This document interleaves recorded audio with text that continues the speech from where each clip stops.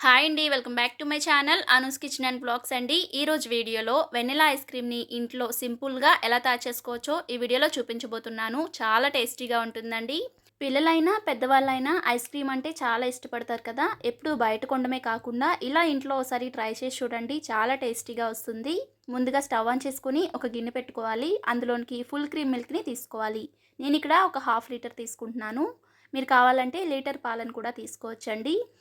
ఇప్పుడు ఇలా తీసుకున్న పాలల్లో నుంచి ఒక 2, 3 టేబుల్ స్పూన్ల వరకు ఇంకొక బౌల్‌లోనికి తీసుకొని పక్కన పెట్టుకోవాలి. ఇప్పుడు పాలని మీడియం ఫ్లేమ్‌లో పెట్టుకుంటూ మరిగించుకోవాలి.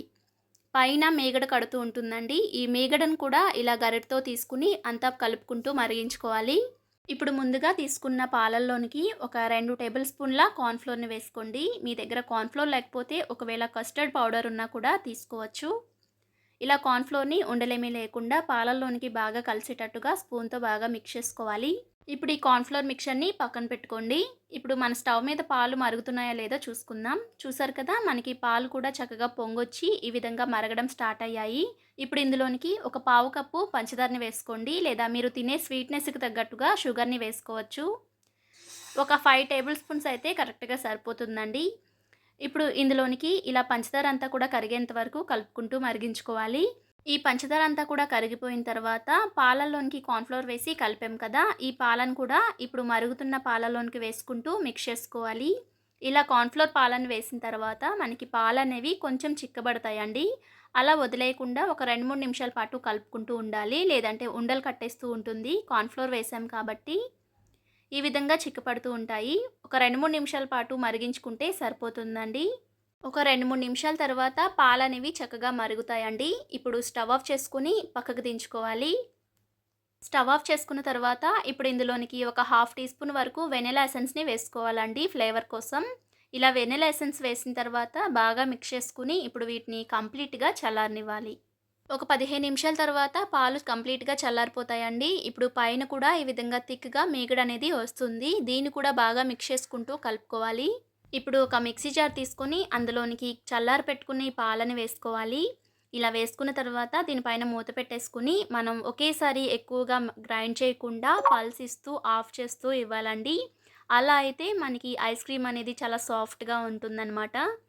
ఇక్కడ చూపిస్తున్నట్టుగా ఈ విధంగా క్రీమీగా కొంచెం నురగలాగా వచ్చేంత వరకు గ్రైండ్ చేసుకోవాలి. ఇలా గ్రైండ్ చేసుకున్న తర్వాత ఇప్పుడు ఒక బౌల్‌లోనికి గానీ, లేదంటే ఒక బాక్స్‌లోనికి గానీ వేసుకోవాలి. ఇప్పుడు దీనిపైన వాటర్ ఏమీ పడకుండా ఒక అల్యూమినియం పేపర్‌ని గానీ, లేదంటే ఇలా ఒక కవర్‌ని గానీ పెట్టుకోవాలండి. ఇలా పెట్టిన తర్వాత దీనిపైన మూత పెట్టేసి డీప్ ఫ్రిడ్జ్‌లో ఒక గంట పాటు లేదా 2 గంటల సేపయినా సరే పెట్టాలనమాట. నేనిక్కడ ఒక 2 గంటల తర్వాత చూపిస్తున్నానండి. మనకి ఈ విధంగా ఐస్ లాగా ఫార్మ్ అవుతుంది. క్రీమీగా వస్తుందనమాట. చూసారు కదా!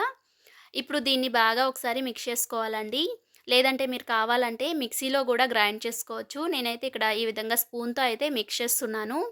ఇలా బాగా మిక్స్ చేసుకున్న తర్వాత దీనిపైన మళ్ళీ కవర్‌ని ప్లేస్ చేసి మూత పెట్టేసి డీప్ ఫ్రిడ్జ్‌లో ఒక 6 గంటల సేపైనా ఉంచాలి. మీకు టైం ఉంటే ఓవర్ నైట్ కూడా డీప్ ఫ్రిడ్జ్‌లో ఈ ఐస్ క్రీమ్‌ని ఉంచొచ్చండి. నేనైతే 6 గంటల తర్వాత మీకు చూపిస్తున్నాను. అంతేనండి, ఐస్ క్రీమ్ అయితే రెడీ అయిపోయింది. ఇంకా చల్లచల్లగా బౌల్‌లోనికి వేసుకొని మీకు నచ్చిన డ్రై ఫ్రూట్స్‌తో సర్వ్ చేసుకోవడమే. మీరు కూడా ఇలా ఓసారి ట్రై చేసి ఇంట్లో వాళ్ళకి పెట్టండి. చాలా ఎంజాయ్ చేస్తారు. ఎలాగో సమ్మర్ కూడా వచ్చేసింది కాబట్టి చల్లగా చాలా బావుంటుంది. మీరు ఓసారి ట్రై చేయండి తప్పకుండా. అండి, ఈరోజు వీడియోలో కస్టర్డ్ ఐస్ క్రీమ్‌ని ఇంట్లో ఎలా తయారు చేసుకోవాలో చూపించబోతున్నాను. టేస్ట్ అయితే చాలా బావుంటుందండి. ఈ సమ్మర్‌లో చల్లగా తినాలనిపిస్తూ ఉంటుంది కదా! పిల్లలు స్కూల్ నుండి వచ్చేసరికి ఇలా ఐస్ క్రీమ్ చేసి పెట్టారంటే చాలా ఎంజాయ్ చేస్తారు. మరి ఈ కస్టర్డ్ ఐస్ క్రీమ్‌ని ఎలా తయారు చేసుకోవాలో చూద్దాం రండి. దీనికోసం ముందుగా స్టవ్ వెలిగించి ఒక పాన్ పెట్టుకొని అందులోనికి ఒక హాఫ్ లీటర్ వరకు ఫుల్ క్రీమ్ మిల్క్ తీసుకోవాలండి. ఫుల్ క్రీమ్ మిల్క్ కాకపోయినా నార్మల్ మిల్క్ అయినా సరే తీసుకోవచ్చు. కాకపోతే ఇలా తీసుకోవటం వల్ల టేస్ట్ అనేది బావుంటుంది. ఇప్పుడు ఈ పాలని మరిగించుకోవాలి. ఈ పాలు మరిగేలోపు ఇంకొక బౌల్‌లోనికి ఒక 4 టేబుల్ స్పూన్స్ వరకు కస్టర్డ్ పౌడర్‌ని తీసుకోవాలండి. మనకి కస్టర్డ్ పౌడర్ సూపర్ మార్కెట్స్‌లో దొరుకుతూ ఉంటుంది. లేదంటే ఇంట్లో కూడా తయారు చేసుకోవచ్చు. ఆల్రెడీ మన ఛానల్‌లో అప్లోడ్ చేశాను. ఒకసారి చెక్ చేయండి. ఇప్పుడు ఇందులోనే ఒక పావు కప్పు పాలను కూడా వేసి ఉండలేమీ లేకుండా ఈ విధంగా మిక్స్ చేసుకోవాలి. ఇలా కలుపుకున్న ఈ కస్టర్డ్ పాలని పక్కన పెట్టుకోవాలండి. ఈలోపు పాలు కూడా చక్కగా మరగడం అయితే స్టార్ట్ అవుతాయి. పైన కూడా ఈ విధంగా మీగడ కడుతూ ఉంటుంది. మీగడను కూడా బాగా కలిపేసుకుంటూ మరిగించుకోవాలి. ఈ విధంగా పాలు మరుగుతున్నప్పుడు ఇందులో టేస్ట్‌కి తగ్గట్టుగా ఒక పావు కప్పు షుగర్‌ని వేసుకోవాలి. మీకు ఇంకొంచెం స్వీట్ ఎక్కువగా కావాలంటే ఇంకొక 2 టేబుల్ స్పూన్ల వరకు ఎక్స్‌ట్రాగా వేసుకోవచ్చండి. ఇప్పుడు ఈ పంచదార అంతా కూడా కరిగేంత వరకు ఈ విధంగా కలుపుకుంటూ మరిగించుకోవాలి. పంచదార అంతా కూడా ఈ విధంగా మెల్ట్ అయిపోయిన తర్వాత ఇందులోనికి ముందుగా మనం కలిపి పెట్టుకున్న కస్టర్డ్ పాలు ఉన్నాయి కదా! దీన్ని మళ్ళీ ఒకసారి మిక్స్ చేసుకోవాలి. లేదంటే అడుగున ఉండిపోతూ ఉంటుందండి. ఇలా కలిపేసుకున్న తర్వాత మరుగుతున్న పాలల్లోకి వేసుకున్న తర్వాత వెంటనే ఈ విధంగా మిక్స్ చేసుకుంటూ ఉండాలి. లేదంటే ఉండలు కట్టేస్తూ ఉంటుంది.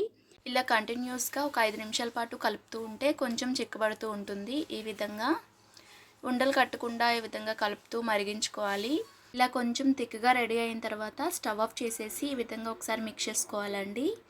చల్లారిన తర్వాత కూడా ఒక 5 నిమిషాల పాటు ఇలా మిక్స్ చేస్తూ ఉండడం వల్ల మనకి ఉండలనేది కట్టుకోకుండా దగ్గర పడకుండా ఉంటుంది. ఈ విధంగా చల్లారిన తర్వాత కొంచెం గట్టిగా రెడీ అవుతుందండి. ఈ విధంగా థిక్‌గా ఉంటుందన్నమాట. ఇప్పుడు దీన్ని ఒక మిక్సీ జార్‌లోకి వేసేసుకోవాలి.